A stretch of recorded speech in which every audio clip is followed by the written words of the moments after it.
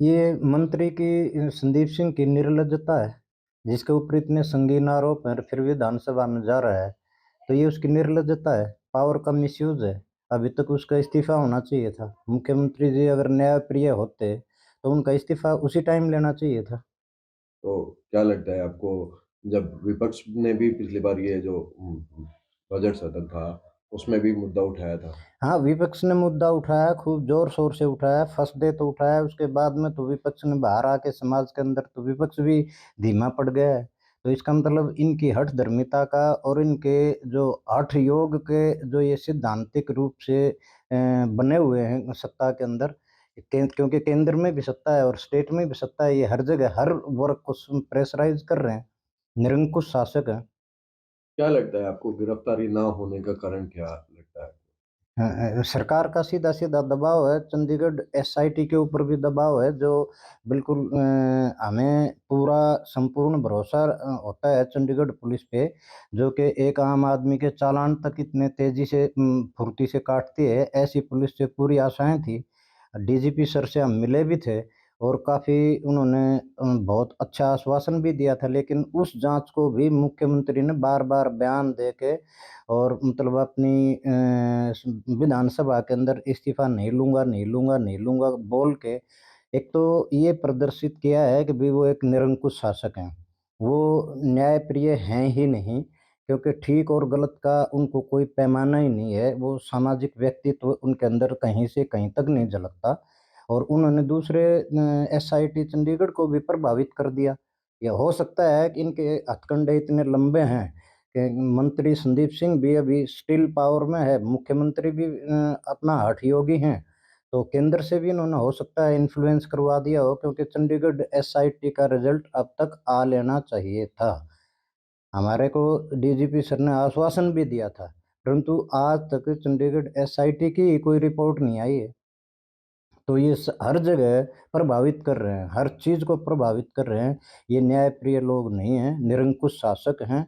इनको न्याय से और प्रजातांत्रिक मूल्यों का इनको कोई ज्ञान नहीं है, बिल्कुल अज्ञानी लोग हैं। ये मंत्री की संदीप सिंह की निर्लज्जता है, जिसके ऊपर इतने संगीन आरोप हैं, फिर भी विधानसभा में जा रहा है।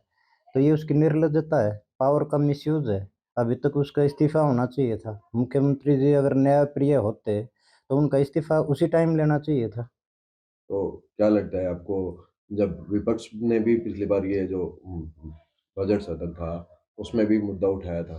हाँ, विपक्ष ने मुद्दा उठाया, खूब ज़ोर-शोर से उठाया, फर्स्ट डे तो उठाया, उसके बाद में तो विपक्ष ने बाहर आके समाज के अंदर तो विपक्ष भी धीमा पड़ गया है।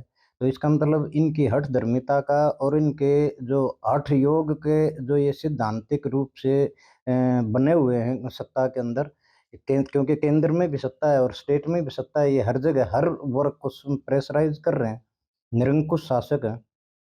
क्या लगता है आपको, गिरफ्तारी ना होने का कारण क्या लगता है? सरकार का सीधा-सीधा दबाव है, चंडीगढ़ एसआईटी के ऊपर भी दबाव है, जो बिल्कुल हमें पूरा संपूर्ण भरोसा होता है चंडीगढ़ पुलिस पे, जो कि एक आम आदमी के चालान तक इतने तेज़ी से फुर्ती से काटती है, ऐसी पुलिस से पूरी आशाएँ थी।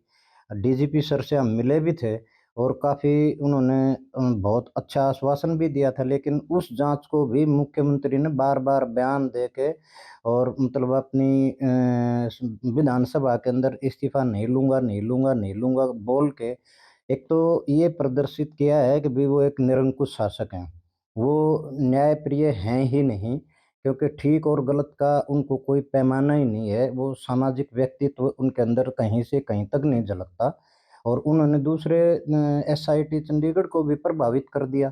या हो सकता है कि इनके हथकंडे इतने लंबे हैं कि मंत्री संदीप सिंह भी अभी स्टिल पावर में है, मुख्यमंत्री भी अपना हठयोगी हैं, तो केंद्र से भी इन्होंने हो सकता है इन्फ्लुएंस करवा दिया हो, क्योंकि चंडीगढ़ एसआईटी का रिजल्ट अब तक आ लेना चाहिए था। हमारे को डीजीपी सर ने आश्वासन भी दिया था, परंतु आज तक चंडीगढ़ एसआईटी की ही कोई रिपोर्ट नहीं आई है। तो ये हर जगह प्रभावित कर रहे हैं, हर चीज़ को प्रभावित कर रहे हैं। ये न्यायप्रिय लोग नहीं हैं, निरंकुश शासक हैं। इनको न्याय से और प्रजातांत्रिक मूल्यों का इनको कोई ज्ञान नहीं है, बिल्कुल अज्ञानी लोग हैं।